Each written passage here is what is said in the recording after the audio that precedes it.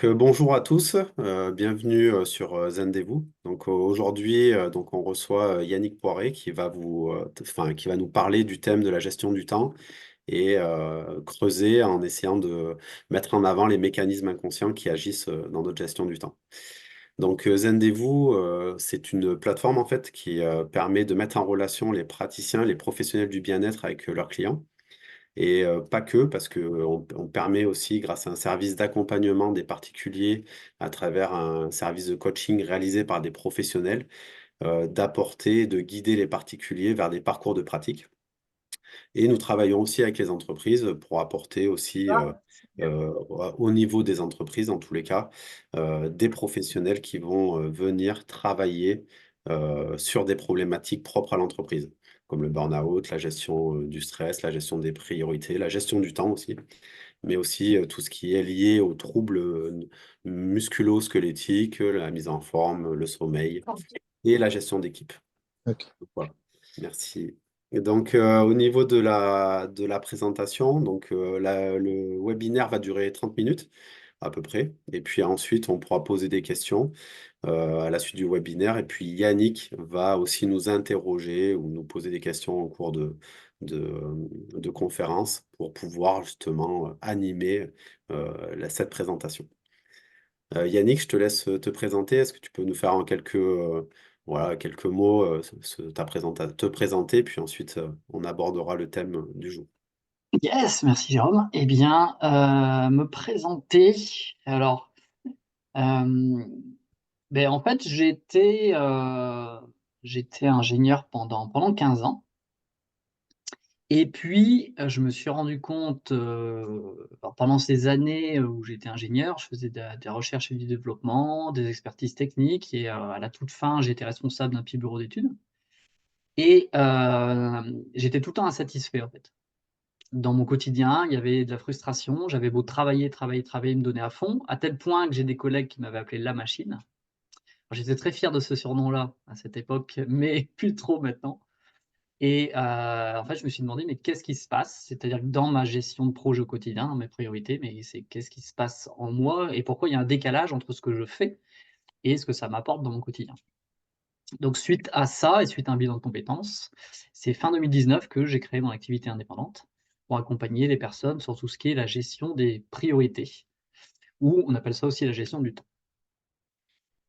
Voilà, et j'accompagne en entreprise, heu, enfin pour les projets professionnels, dans le cadre de formation d'entreprise et aussi en individuel via du coaching. Voilà, voilà. Très bien. Bon, bah, c'est pour ça en fait que du coup tu as développé des thèmes et que tu t'es concentré sur justement la gestion du temps et C'est tout ça. ce qui était en jeu derrière sur ces mécanismes inconscients. Je Exactement. t'invite à commencer du coup cette Ouais. mise en problème du coup qui anime beaucoup de personnes, notamment aussi bien dans le monde professionnel d'ailleurs que dans la vie personnelle. Parce que gérer son temps, c'est vrai Exactement. à tous les stades de la vie et de la journée même.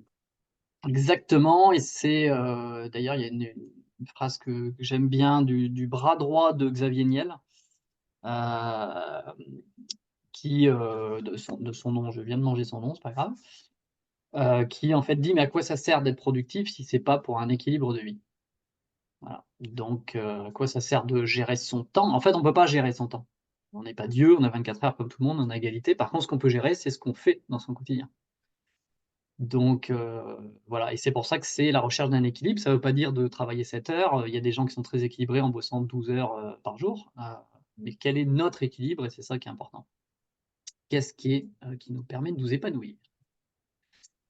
Alors, j'ai lancé le partage d'écran. Est-ce que ça se voit bien? J'ai l'impression que oui, ça a l'air de bien marcher. Ouais, yes. Alors et est-ce que j'ai accès tiens, je voulais voir, est-ce que j'ai accès au chat pendant que alors j'ai tellement l'habitude de Teams maintenant que j'ai un peu plus de mal avec Zoom. Bon, c'est pas grave, on verra s'il y a des Je vais questions. suivre le chat si tu veux en même temps. Ouais, je voudrais bien afficher les 2 en même temps, parce que je voudrais bien voir les questions dans le chat. Ah si, comme ça? Non? Pourquoi je peux plus voir le chat en même temps? Bon, bah, c'est pas grave. C'est pas grave. Je te dirai les questions ouais, au fur et à Ouais, mesure. en fait, quand on met en plein écran, je peux pas voir le chat, c'est bizarre ça. En fait, je suis un peu surpris. Bon, ouais, tant pis. Tant pis, tant pis. Alors, donc, hop, je mets ça de côté. Eh bien, donc gestion du temps, vos mécanismes inconscients. Je vous ai mis, sur la première slide, des petits personnages dont je vais parler assez rapidement, qui viennent, gérer enfin, qui sont, symboliques de nos mécanismes dans nos projets et alors ça, je passe la première slide parce que de toute façon, je vous l'ai dit à l'oral juste avant. Mais derrière, en fait, ce qui m'intéresse beaucoup, moi, ce qui me passionne, c'est qu'est-ce qui motive un être humain? Comment il va faire, en fait, pour, agir en cohérence pour son épanouissement? Et dans ces actions, il y a beaucoup d'actions inconscientes qu'on fait qui sont pas vraiment à notre service. Alors, je vais poser une première question, légère question existentielle. Qu'est-ce que c'est que pour vous un projet? Alors, c'est là où j'aurais bien voulu voir vos réponses dans le chat et je ne vois pas le chat. Comment ça se fait? Je veux bien, Jérôme, que tu m'appuies en Ouais, je plus vais dans te le lire, ouais. n'hésitez pas à écrire dans le chat quels sont, Qu'est-ce que c'est pour vous un ce projet? qu'est un projet selon vous. Pour l'instant, là, je cherche à accéder au chat. J'ai aucun accès au chat, je comprends pas pourquoi. Bon, bah, tant pis. Normalement, il est sur les trois petits points à droite, plus. Et là, tu dois Bah, aller. j'ai la Ok. fenêtre qui est devenue, j'ai Ok. plus les 3 petits points, j'ai plus rien. Alors, Alexandra nous dit une projection vers un avenir que je vais planifier. Michel, Eh? une intention, une envie. Attention, envie. Ah, c'est intéressant ça, j'aime bien. Blandine, une idée à planifier. Ouais, Sylvie, une ambition. alors on retrouve des éléments, ouais. Donato, un projet égale un ensemble de réalisations calé dans le temps, début fin, avec une équipe dédiée. Ouais, alors c'est ça. Merci, merci pour vos réponses. Alors il y a une, comment dire? Une définition, très, très courte, que je peux vous donner pour dire ce que c'est qu'un projet. Ah, bah si, j'ai retrouvé la fenêtre de chat, ça y est, alléluia. Un projet, c'est un résultat qu'on va essayer d'atteindre en 2 actions ou plus. Alors, vous voyez que des projets alors souvent quand on a le mot projet, on se dit: «Mais c'est quelque chose d'assez conséquent». En fait, non, des projets, on en fait des tas tous les jours. Dès qu'on fait 2 actions ou plus, on peut dire que c'est un projet. Aller au restaurant, c'est un projet. Alors, quelle va être votre première action pour organiser un rendez-vous au restaurant? Et en fait, c'est pas si évident que ça quand on y pense, cette notion de projet, parce que quand on est petit, il y a, jusqu'à à peu près, 4-5 ans, cette notion de projet n'existe pas. Les enfants sont dans l'immédiateté et il y a qu'à voir à quel point, pour ceux qui ont des enfants, quand vous avez un enfant qui est en mettons en CP, quand vous le récupérez le soir à l'école et que vous posez la question: «Où est-ce que tu as mis ton manteau?» à quel point c'est une question, énigmatique et qui vous regarde, gêné, je ne sais pas, et nous on peut se fâcher en disant: «Mais c'est quand même un peu facile, tu avais qu'à le mettre au porte-manteau ou près du centre de loisirs pour le récupérer le soir». Mais en fait, à cet âge-là, c'est un projet, c'est trop complexe et c'est par le jeu que l'enfant apprend tout doucement. En fait, il constate, qu'il y a en mettant des actions dans un certain ordre, il obtient un résultat il n'a pas vraiment conscience qu'il il prend conscience tout doucement en jouant que, il a en fait un pouvoir beaucoup plus fort que ce qu'il peut croire sur les résultats qu'il va obtenir en mettant les actions dans un certain ordre. C'est ce qu'on appelle la faculté de sériation et en fait, c'est comme ça qu'il apprend à réaliser des projets. Alors cependant, ça vient avec d'autres choses. C'est que ça vient avec différents mécanismes inconscients qui s'ancrent. Des petites figures, des diablotins que j'ai entourés ici sur la figure. C'est-à-dire qu'en fait, quand nous sommes, avant de naître dans le ventre de notre mère, je vais vous le vendre, on va dire à 90 c'est de l'amour inconditionnel, peu importe le nombre et ensuite on se retrouve propulsé sur terre, c'est-à-dire dans notre vie et on passe à du 90 de conditionnel et en fait, on se rend vite compte qu'en fonction de ce qu'on fait en grandissant, petit, il y a des réactions autour des figures d'autorité, des adultes, nos parents, les grands-parents, les instituteurs, et que tout ne plaît pas. Et quand on réalise des projets au fur et à mesure en grandissant, eh bien, on ancre globalement quelque chose, c'est que quand je fais ça, je suis aimé. Quand je fais ça, visiblement, je ne suis pas aimé. Et au fur et à mesure, on va donc développer inconsciemment des mécanismes pour gérer nos projets, en fait, parce que derrière, on veut de la reconnaissance, on veut de l'amour. Alors, ces mécanismes, ils ont des forces, mais aussi des faiblesses. Et le fait d'en avoir conscience, ça nous permet de mieux gérer nos projets, c'est-à-dire qu'ils soient plus au service de notre épanouissement. Et en fait, dans ces mécanismes, il y a des symptômes qui sont une lutte entre une part très enfant, et la part enfant va se dire: «J'aime, j'ai envie, ça me fait plaisir, j'ai l'élan d'y aller, donc je fonce», et beaucoup dans l'instant présent. Et il y a une part adulte normative, voire trop normative, où il y a un côté tu dois, il faut, c'est comme ça, tu es obligé. Et à l'âge adulte, on le retrouve. J'ai pas le choix, mon chef a dit, ce genre de choses. Et quand il y a un déséquilibre entre les deux parts, eh bien, on vient saboter nos projets. Et c'est là que les petits diablotins pointent le bout de leur nez. Alors, avant de revenir sur ces diablotins, j'ai une autre question à vous poser pour mettre en évidence ces propos. Quelles sont les 4 phases de tout projet selon vous? Là, je vois maintenant, comme j'ai pu réactiver la fenêtre de chat. Quelles sont pour vous les 4 phases d'un projet? Je vous laisse indiquer dans le chat. Alors, ou avant, si vous n'avez pas les 4 phases en tête, pour vous, quelles sont les phases? Qu'est-ce qui vous vient? Il y a Donato qui marque plan, do, check, act. Alexandra qui dit l'idée. Effectivement, il y a l'idée. Quoi, quand, où, comment pour Véronique. La planification et la mise en action pour Alexandra. Ouais. L'évaluation. Effectivement. Est-ce qu'il y a d'autres choses qui vous viennent? Sylvie nous parle de les idées, les moyens, la planification, la réalisation. Ah, Michel parle aussi de l'imaginaire, imaginer, et puis le résultat. Alors oui, c'est ça. Statistiquement, quand je pose cette question, il y a 2 phases qui viennent en premier dans la bouche des adultes, et notamment en entreprise. C'est eh bien, définir les objectifs et les priorités, et puis les plans d'action, dérouler les actions. Ça, on est dans le faire. Il y a 2 phases qui sont systématiquement oubliées. C'est la première phase qui est liée effectivement à l'idée, mais j'aime bien parler de l'imaginaire, en fait, c'est le rêve. Et puis la dernière phase qui certes, c'est pas tant le résultat, mais c'est, faire le bilan. OK, ça, un adulte va en parler aussi, mais surtout célébrer, récolter les fruits de ce qu'on a récolté, de ce que vous avez récolté. Et bien souvent, dans notre système éducatif, d'éducation, on s'est concentré sur le résultat, sur le faire, faire, faire, et ça manque de place pour l'être. Et ça, l'enfant, lui, sait bien le faire. On voit la spontanéité des enfants, on voit leur élan, et ils y vont pour vivre de l'épanouissement dans le jeu, pour vivre des choses qui les éclatent. Donc il est important dans nos projets de réajuster cet équilibre, de retrouver un peu plus d'équilibre dans nos projets.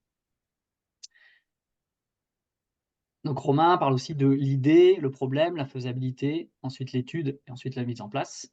Et on voit que dans ces termes, dans vos termes, en fait, on revoit qu'il y a cet aspect vraiment de faire. Et vraiment, dans l'étape 1 de la vision, c'est vraiment de mettre à fond en place cette notion de rêve. Pourquoi? Parce qu'en fait, dans cette phase 1 de la vision, il y a une ouverture. C'est le moment du «et si?» Et si c'était possible, qu'est-ce que j'aimerais? Ce qui est important, c'est de voir aussi les termes qui sont utilisés. Qu'est-ce que j'aimerais vivre? Finalement, qu'est-ce que ça serait pour moi réussir ce projet? Et j'ai mis entre guillemets «réussir ce projet» parce que c'est une question qui est bizarre. On pourrait dire comme ça, bah, Yannick, non, cette question elle est pas bizarre, réussir ce projet, tout va bien. Mais toute notre vie, on enchaîne des projets jusqu'à notre mort. Donc, mis bout à bout, ça voudrait dire réussir sa vie. Alors, je vous invite à vous dire si réussir ma vie a un sens. L'opposé devrait avoir un sens, c'est-à-dire échouer, échouer dans sa vie. Je ne sais pas pour vous, mais moi, échouer dans la vie, échouer ma vie, je ne vois pas trop, c'est bizarre. La question me fait étrange. Donc de ce fait-là, réussir ma vie me fait aussi étrange. En fait, des projets, ce sont des prétextes, c'est comme ça que je le vois. Des projets, ce sont des prétextes pour contribuer, pour vivre de notre épanouissement et celui des autres. Donc il n'y a pas cette notion de réussite. L'adulte trop normatif met en place cet aspect de réussite. L'enfant n'est pas dans cette optique-là. C'est déjà un aspect pour équilibrer. Et puis, eh bien, dans ces phases de projet, on a des diablotins du temps qui interviennent. Et ces diablotins, ah merci, Véronique précise, je fais une différence entre réussir sa vie et réussir dans sa vie. Tout à fait, ouais. Et voilà, là j'appuie sur le réussir sa vie, c'est quelque chose qui est bizarre. Et donc les diablotins du temps, eh bien, ils vont être des métaphores. Ça vient d'un livre qui s'appelle Question de temps de François Délivret. Et dans ces diablotins, très souvent, il y a des personnes qui disent: «Mais comment on fait pour les combattre? Comment on fait pour ne plus qu'ils soient là?» Alors déjà de une, vous ne pouvez pas les combattre, ils sont en vous, c'est des mécanismes inconscients. Et de deux, c'est pas à combattre. Ces diablotins, ils sont à notre service. Ils sont à notre service pour dire: «Tiens, il y a un décalage trop fort entre du trop normatif qui devient de la rigidité et trop de flexibilité, trop de côté insouciant qui fait qu'on n'a pas assez de cadrage». Et c'est la combinaison des 2 qui permet de vivre, au cours de nos projets, comme dit François Délivret, de la ténacité, de la, lucidité et de la sérénité. C'est les 3 vertus dans la gestion de projet. Ténacité, lucidité et sérénité. Alors, il y a 10 petits personnages métaphoriques et je vais pas tous rentrer dans le détail sur tous ces personnages, ces petits diablotins, sinon ça prendrait trop de temps dans le cadre de ce webinaire. Mais je vais en choisir, 4, un par phase de projet pour vous les détailler un peu plus parce que de ce que j'observe, statistiquement, ils apparaissent plus souvent. Alors un petit, diablotin en phase 1 qui est pendule folle. Pendule folle, il y a ce côté de sous-estimer ou surestimer, ça peut être ça, mais en général, c'est sous-estimer les durées et les délais. C'est-à-dire que si je m'affaire, je serai aimé si je fais vite, vite, vite les choses et que je montre à quel point je m'affaire et que j'essaye de galoper à droite à gauche. Vous voyez aussi en même temps s'il y a des diablotins qui peuvent vous parler. Un autre diablotin qui va être marmotte. Alors marmotte, il y a un côté que rêver, waouh, c'est fantastique. La marmotte, c'est la personne qui héberge le diablotin marmotte, est très efficace dans les brainstorming, par exemple, peut envoyer plein d'idées, mais a beaucoup de mal à passer à la réalisation parce que pour le diablotin marmotte, il y a un côté, tu vas être déçu. Tu vas forcément être déçu. Le rêve est plus beau que la réalité, donc tu vas être déçu si tu passes au concret. Donc rêve, mais surtout ne passe pas à l'action. Et puis il y a ce diablotin cigale. Cigale, il y a ce côté, j'ai bon, comme dans les fables, la fable de la cigale et la fourmi, il y a un côté, c'est bon, je gère, je verrai.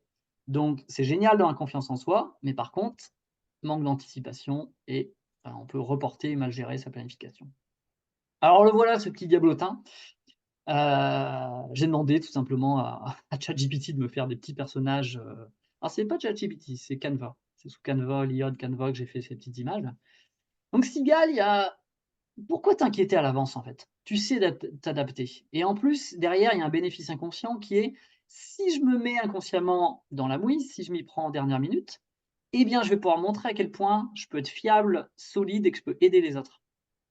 Donc, confiance, adaptabilité, réactivité, super. Par contre, évidemment, vous avez bien compris, faiblesse, n'anticipe pas assez. Ce qui fait que ça peut créer de gros problèmes dans les projets pour soi et pour les autres. La contre-mesure pour ce diablotin-là, enfin dans les contre-mesures, c'est de prendre le temps de faire des évaluations réalistes dans vos projets. Donc, notamment sur les ressources nécessaires, les moyens pour relever les défis qui risquent d'arriver. Alors, je vous donne quelques éléments, je vais m'attarder surtout, sur un d'entre eux. Apprendre à rédiger, et à fixer et à rédiger des objectifs pour finalement faire la transition entre le rêve et fixer des objectifs et des priorités. Apprendre à gérer son agenda, oui, alors ça peut être vrai pour n'importe qui, ce que je dis, mais pour la cigale, c'est important de se dire, oui, l'agenda a une utilité dans la planification. C'est important derrière de savoir utiliser correctement son agenda. Et puis quelque chose qui est peut-être moins connu, c'est pour ça que je vais en parler un peu plus, c'est d'utiliser la technique de la notamment des gardes présidentielles avec l'analyse pré-mortem. Alors vous connaissez sans doute le post-mortem, pas très gai. Eh bien, quand il y a des services de sécurité qui veulent, anticiper par exemple le parcours d'un président d'un point A à un point B dans une cité ou bien je ne sais pas, le pape, eh bien, les équipes, qu'est-ce qu'elles font? Elles travaillent des heures, des jours, tous ensemble, pour imaginer tous les moyens de tuer le pape ou de tuer le président. Et ils échafaudent, on se met dans les baskets d'une personne qui voudrait attenter à la vie de la personne, du VIP, et on échafaude tous les plans pour le tuer. Et à partir de là, ensuite, après tout ce travail, eh bien, ils font la seconde phase qui est: «OK, maintenant qu'on a établi tous les plans pour le tuer, c'est quoi les contre-mesures? Comment on va faire pour pas qu'il se fasse tuer?» évidemment. Donc ça, comme méthode pour la cigale, ça peut être pas mal du tout, notamment le travail en équipe, de se dire: «OK, on va imaginer tout ce qui pourrait créer de l'échec, et ensuite on va voir quoi mettre en place, à quoi faire attention dans les projets».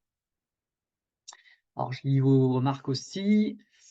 Donato: «La sous-estimation des délais est souvent une condition pour que le projet soit lancé». C'est pas faux. Effectivement, il y a ce côté, et dans les budgets aussi, on promet, monts et merveilles.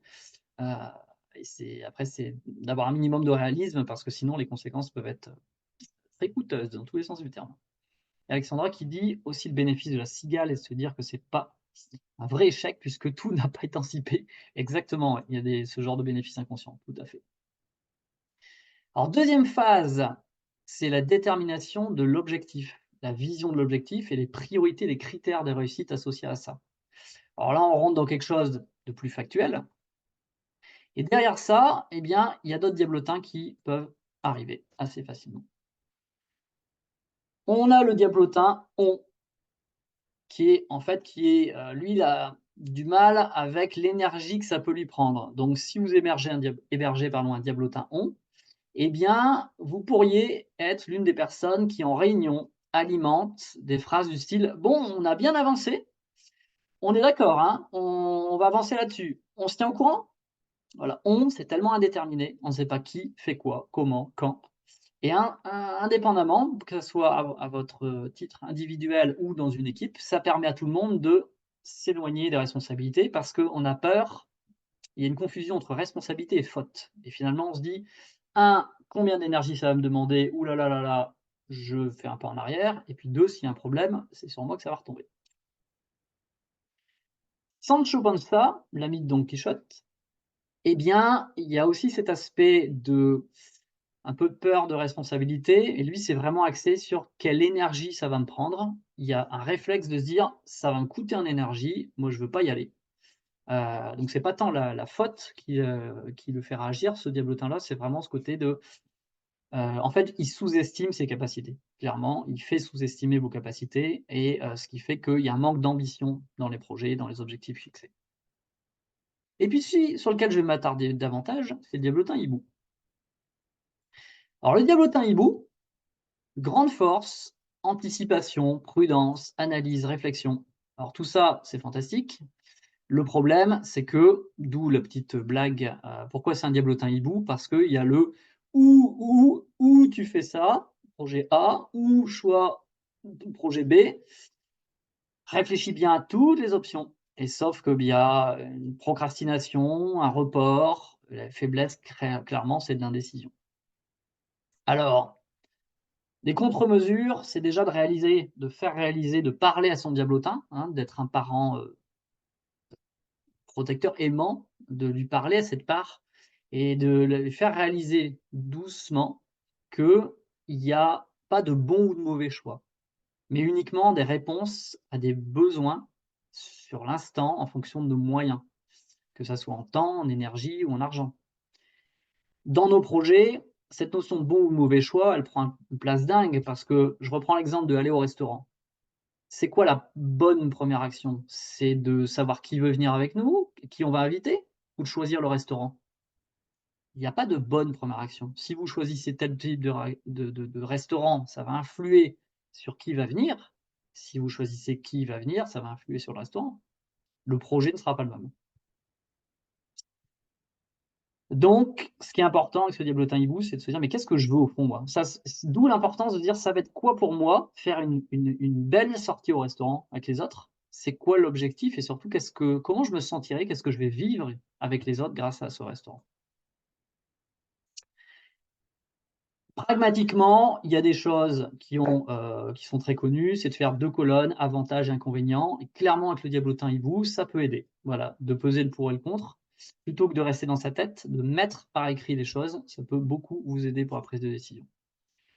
Mais en fait, ce qui aide encore plus à mon avis, c'est de 1, de demander des avis extérieurs et même si ça peut paraître paradoxal, d'y aller au pif. C'est-à-dire d'y aller au pif en se disant bien qu'il est quasiment impossible, vraiment se tromper dans le sens qu'il est toujours possible de faire machine arrière, pardon, et de diablotin lui dire: «Écoute, on va tester ça, hein. Déjà on va s'aventurer à gauche sur le chemin et si ça nous va pas, on peut bifurquer à droite, faire demi-tour, on peut s'arranger». Alors un outil que je vous rajoute, qui est propre, qui est utile, mais pas que avec ce diablotin-là, mais en tout cas qui va être ultra utile au quotidien. Et pour gérer vos priorités, c'est de vous demander: «Si je le fais pas, qu'est-ce que je risque?» Et c'est à 80 lié à une notion d'urgence. C'est-à-dire que derrière, il y a aussi des dans quel délai? Qu'est-ce que je risque et dans quel délai? Qu'est-ce qui va me tomber sur le coin de la figure si je le fais pas? Et puis la deuxième question très puissante aussi associée à ça, c'est: «Si je le fais, qu'est-ce que j'y gagne?» Et c'est important de dire: «Qu'est-ce que j'y gagne moi?» Si j'y gagne, c'est pas de l'égoïsme. Si j'y gagne dans le sein de mes activités professionnelles, au sein de mes missions, je contribue à l'équipe et à l'organisme ou l'entreprise. Donc ces 2 questions, si je le fais pas, qu'est-ce que je risque? Si je le fais, qu'est-ce que j'y gagne? Peut énormément aider tout le monde et encore plus si vous avez le diablotin libre. Qu'est-ce que j'y gagne? C'est en lien avec vos besoins, vos valeurs et évidemment vos missions. Je continue avec la phase numéro 3. La phase numéro 3, ça y est, on est dans le déroulement des actions.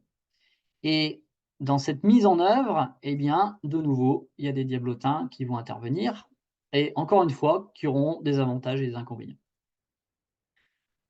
Un diablotin qui va être papillonne, qui est dans la dispersion. Papillonne, il y a vraiment le côté, alors n'importe qui peut papillonner, mais avec le diablotin papillonne, il y a vraiment le côté comme un enfant qui s'émerveille en disant: «Oh, un papillon! Oh, puis ça! Oh, ça m'intéresse et je vais à droite et je vais à gauche» et je me disperse parce qu'en fait, je suis curieux, curieuse de plein de choses, mais ça manque de structure.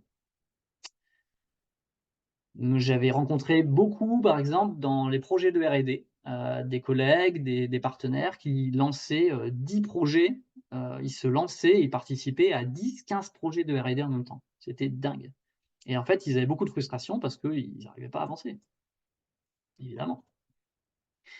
Et un autre diablotin, soit sympa, se dévouer à outrance. Alors c'est sur celui-là que je vais donner un peu plus de détails.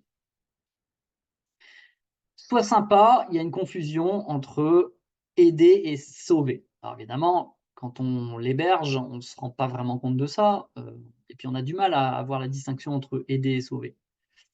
La distinction entre aider et sauver, si je prends une métaphore, c'est par exemple si une vieille dame tombe dans la rue. La le réflexe, si vous voulez l'aider, ça sera souvent d'aller la voir, lui demander si tout va bien: «Est-ce que tout va bien madame?» et de l'aider à se relever. Et parfois, vous pouvez avoir la surprise, si vous avez déjà vécu ce cas-là, en tout cas, vous pouvez imaginer que peut-être la dame va répondre: «Mais ne me touchez pas, laissez-moi, je suis pas si vieille que ça, je peux me relever toute seule». Bon, surprise. En fait, en faisant ça, en touchant la dame pour la relever, en fait, vous allez la sauver.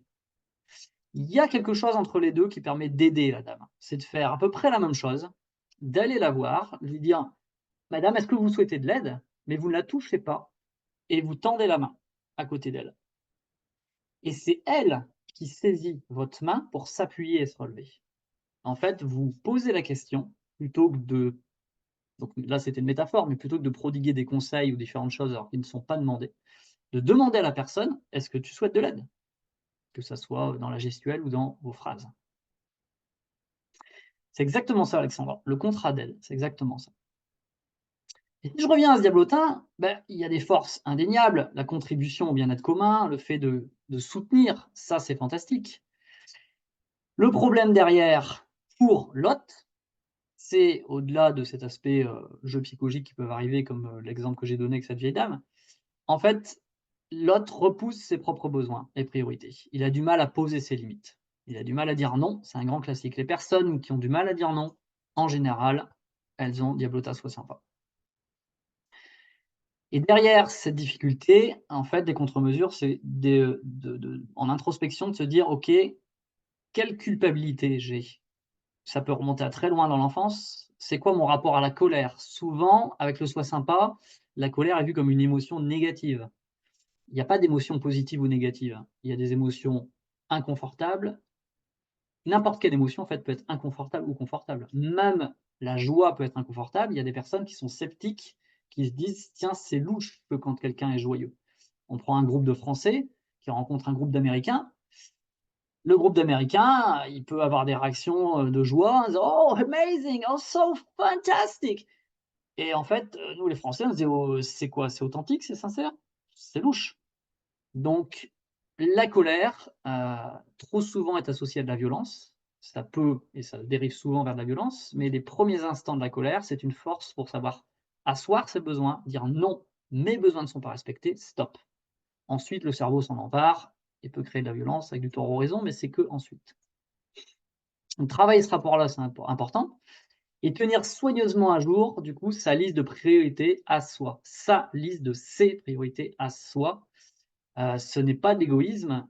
S'il y a une métaphore, je suis à Toulouse et il y a une métaphore à Toulouse, vu qu'il y a le monde de l'aéronautique, c'est en cas de dépressurisation de la cabine, placez le masque à oxygène sur votre visage avant d'aider son voisin à placer le sien.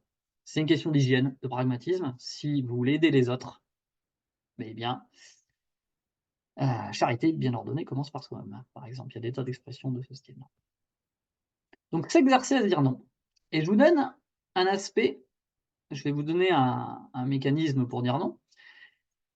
Petit clin d'œil auparavant, c'est qu'il y a un diablotin qui aime bien venir en renfort du soi sympa, parce que les diablotins peuvent, c'est ça qui crée une complexité, peuvent agir en bande organisée et en général, c'est ce qu'ils font. Il y a une cohérence, mais il faut voir un petit peu comment la bande s'organise pour venir polluer vos projets. Et soit sympa, évidemment, il adore être copain avec Pendule puisque il galope à fond dans tous les sens pour aider tout le monde, pour sauver tout le monde, et c'est bien, et ça lui permet de justifier aussi inconsciemment de dire: ok, ne prends pas soin de toi, ne prends pas soin de tes priorités à toi.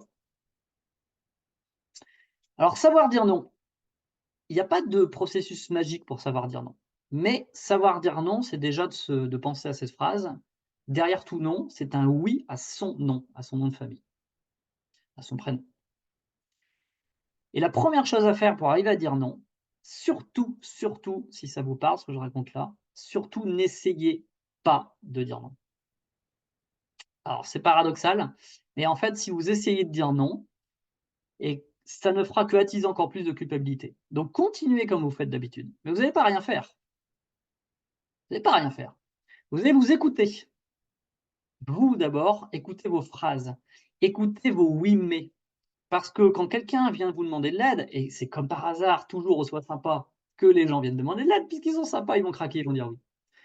Écoutez vos oui, mais c'est là, j'ai pas le temps, là, c'est pas le moment.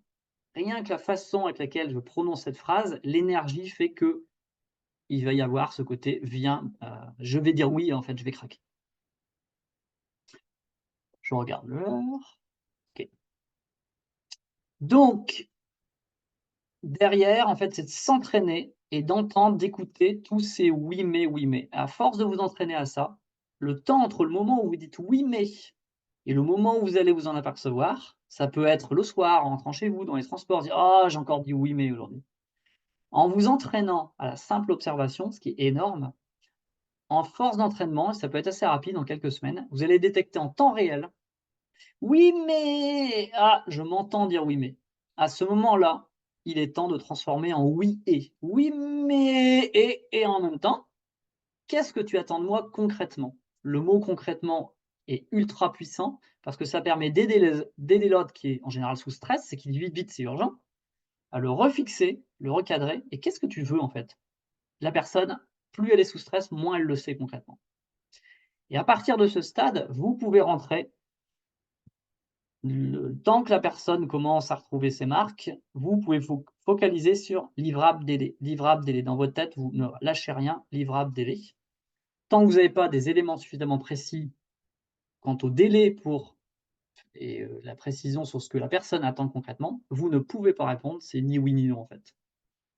Donc ce processus-là, il aide énormément à sortir concrètement, à vous aider à sortir de la culpabilité parce qu'en général, il y a cette confusion entre la responsabilité, la capacité à répondre et la confusion avec, une faute qui nous serait imputable si on n'aide pas l'autre.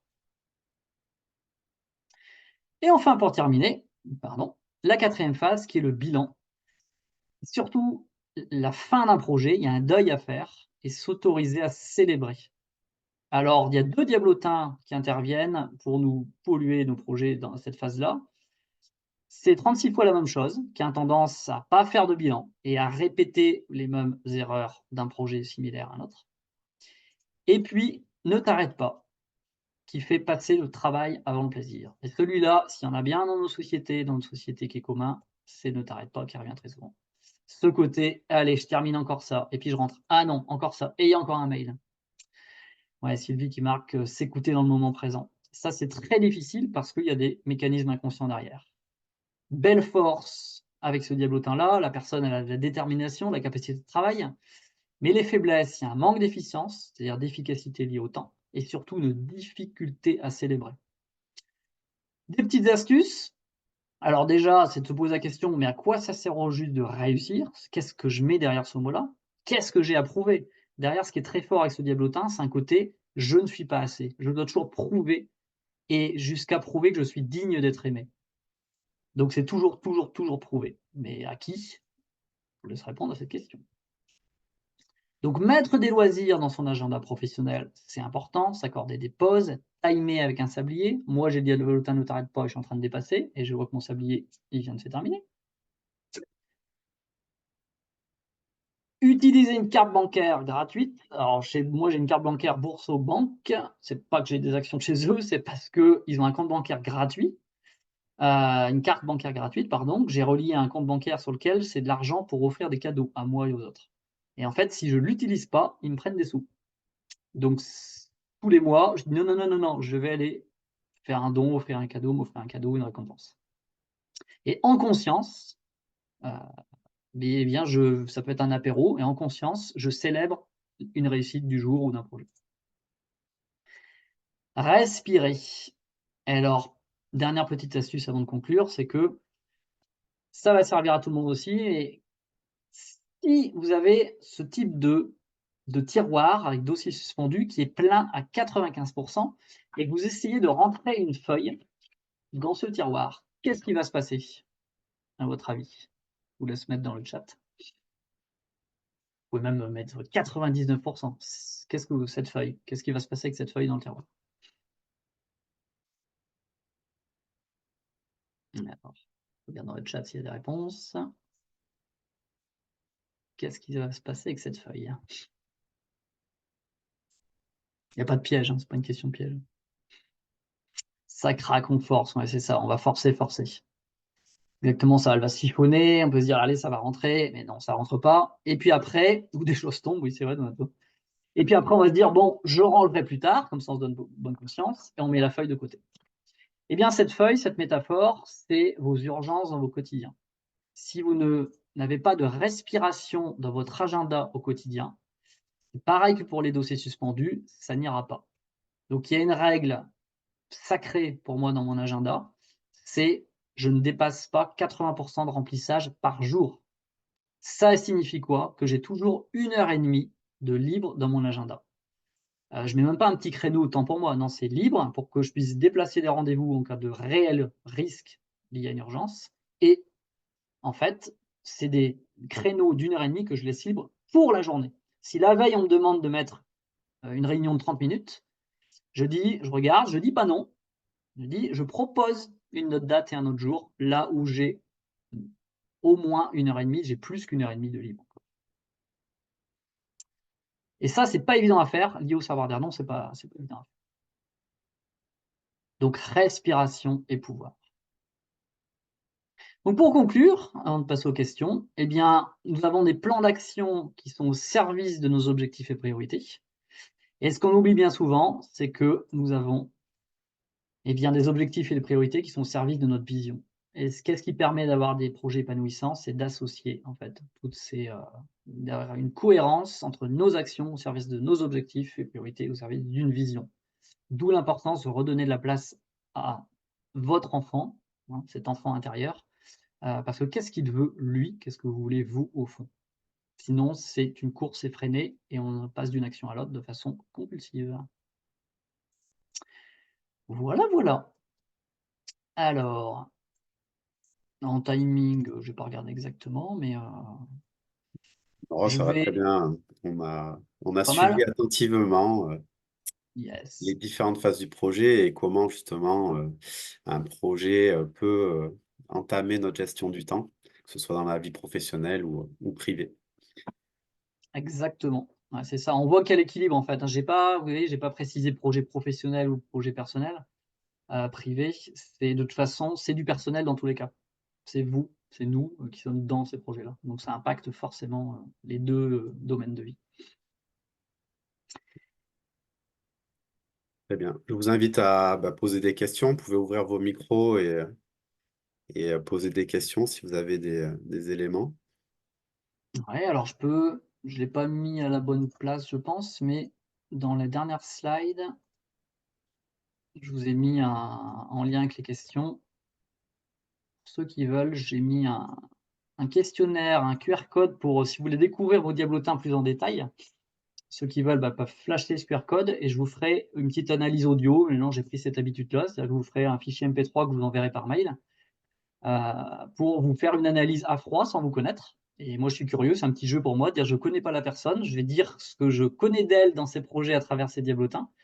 Et puis après, vous me répondrez ou pas par mail si ce que je vous ai partagé en audio, en général, c'est un audio de 5 à 10 minutes que je fais.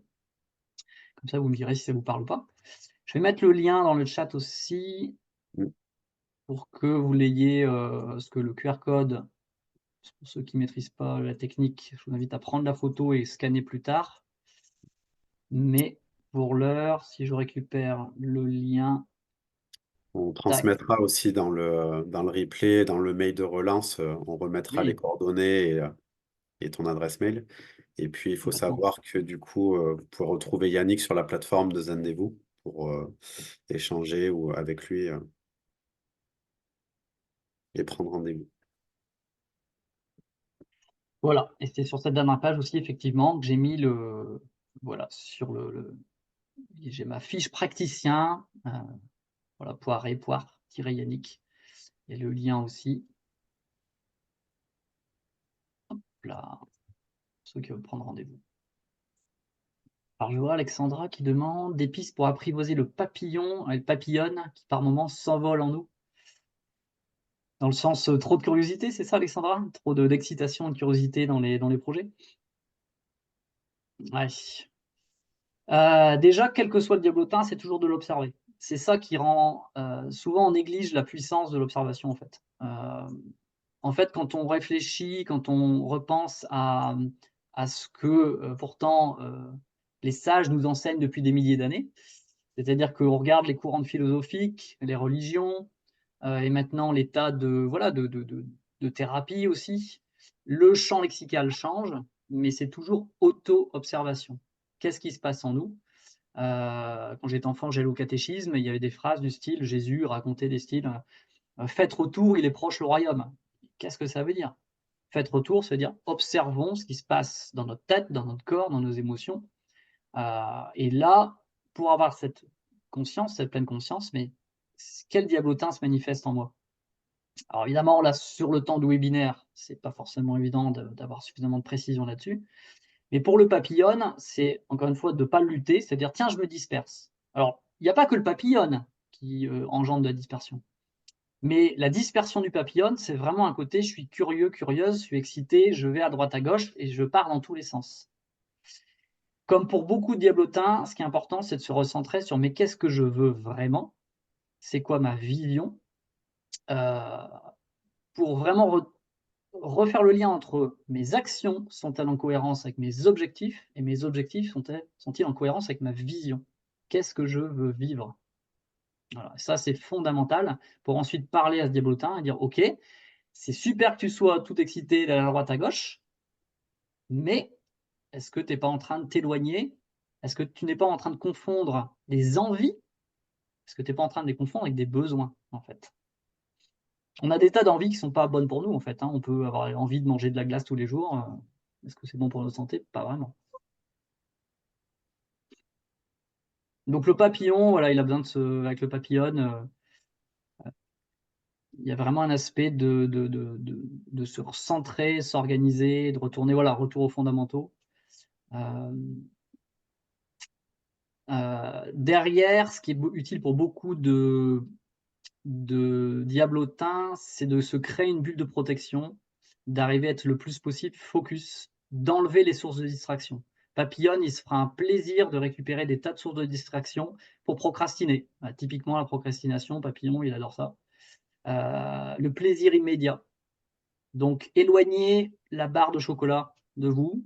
Au lieu de la laisser dans ce tiroir accessible, mettez-le tout en haut pour qu'en conscience, vous devez prendre un escabeau pour aller attraper la barre de chocolat. Cette métaphore, c'est pareil avec votre téléphone portable, les réseaux sociaux. Éloignez, créez-vous une bulle de protection et de focalisation. Est-ce que vous avez d'autres questions qui vous viennent?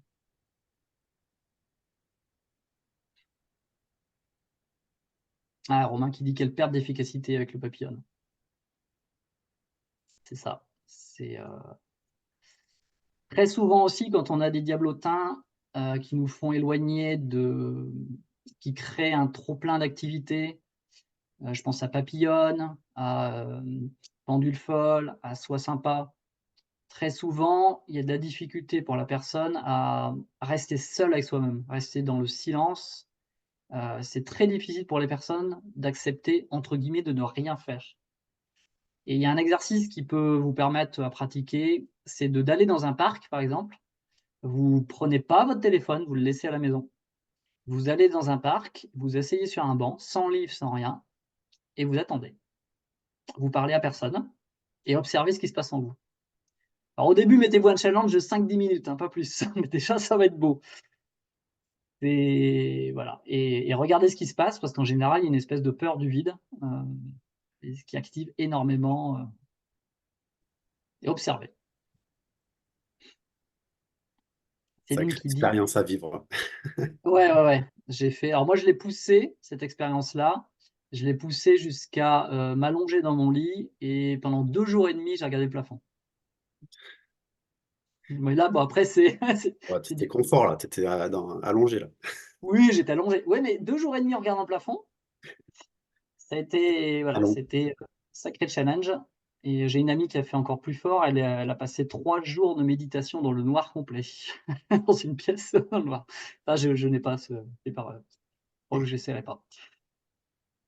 Donc Céline dit, ça peut être également lié à un syndrome de l'imposteur, fuite. Oui, alors ce qui est, là, j'ai pas détaillé dans ce webinaire, mais ce qui est pas évident avec les diablotins, c'est de bien différencier ce qui est de l'ordre de la nourriture. En fait, vos diablotins, ils cherchent à manger. Et une même nourriture peut être utilisée par différents diablotins. Par exemple, un exemple que j'utilise beaucoup en formation. Vous laissez vos notifications de mail dans Outlook, mettons, et vous avez des pop-up et des petites musiques avec un aperçu du message. Je pourrais en discuter longtemps, mais ça n'a aucune utilité pour votre efficacité au quotidien. Par contre, le fait de laisser ce message-là, eh bien, un diablotin comme Sois sympa va s'en emparer en disant oh, quelqu'un a besoin de mon aide. Donc, je vais laisser des notifications parce qu'il faut vite que je vole au secours de quelqu'un. Mais cette même nourriture de notification mail, ça peut être pour Papillon. Papillon, il va se dire oh, tiens, oh, chouette, je vais arrêter ce que je suis en train de faire. C'est quoi on m'envoie quoi? C'est intéressant. Hein. Donc, vous voyez, c'est la même nourriture, mais c'est pas le même diablotin qui va le récupérer pour venir polluer le projet.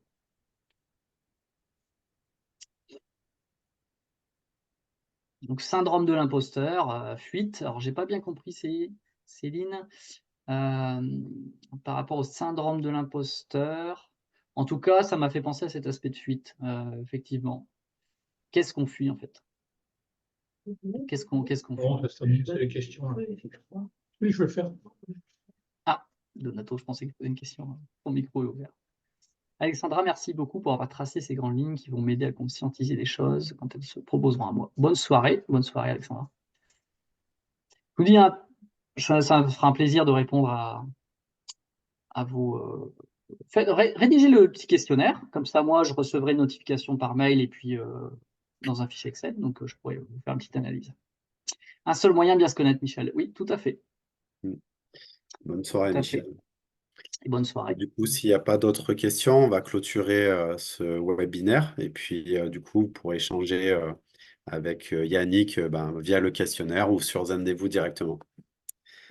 On vous souhaite Exactement. une bonne soirée. Excellente soirée à tout le monde. Merci, Romain. Au revoir. Ah oui, il y avait le petit, il y avait avec les enfants, c'est pas toujours évident d'écouter. Oui, oui, oui, clairement. Oui. C'est pour ça qu'il y a C'est le replay. pour ça qu'il y a le replay, ouais. Ouais. Bonne soirée, au revoir. Et